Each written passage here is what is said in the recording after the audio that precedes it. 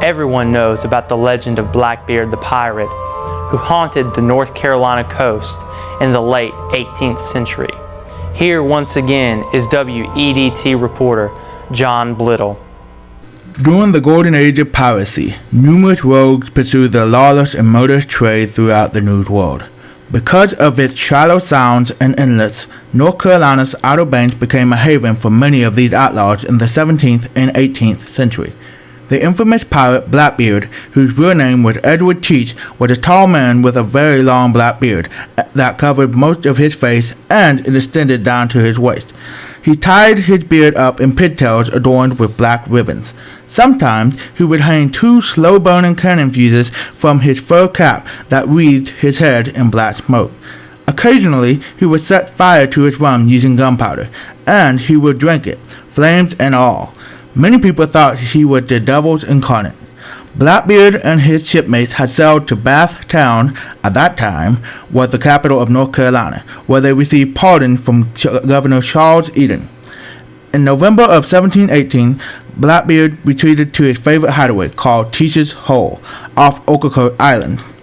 Several North Carolina citizens sent word to Governor Alexander Spotswood of Virginia, knowing that Blackbeard and his men had continued to take in ships long after the period of amnesty had expired, sent a Royal Navy contingent to North Carolina, where Blackbeard was killed in a bloody battle at Ocracoke Inlet on November 22, 1718. During the battle, Blackbeard received a reported 5 musket ball wounds and more than 20 sword lacerations before dying.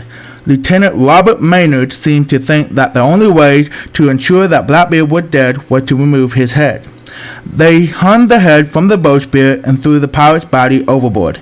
As the body hit the water, the head hanging from the bowsprit shouted, "Come on, Edward!" and the headless body swam 3 times around the ship before sinking to the bottom. Here is maritime archaeologist and historian David Moore of the North Carolina Maritime Museum take on how Blackbeard became associated with North Carolina. There is evidence to support that Blackbeard did, in fact, exchange hogsheads of sugar from that last prize that they captured off of Bermuda and brought into Ocracoke and burned.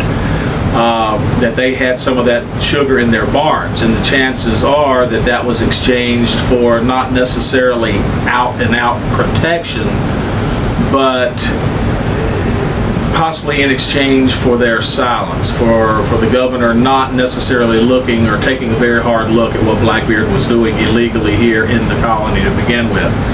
And so with the governor turning a blind eye, you know, Blackbeard and his crew essentially had the run of the colony, and that's why his probably in my mind anyway is why he was associated with Bath and Ocracoke.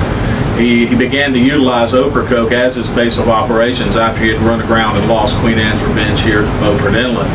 Since the death of Blackbeard, Blackbeard's ghost has haunted Teach's Hole, forever searching for his missing head. Sometimes folks see a strange light coming from the shore on the Pamlico Sound side of the Ocracoke Island and know that it is Teacher's light. On nights that the ghost light appears, if the wind is blowing inland, you can still hear Blackbeard's ghost tramping up and down and roaring, "Where's my head?" This is John Blittle reporting for WEDT.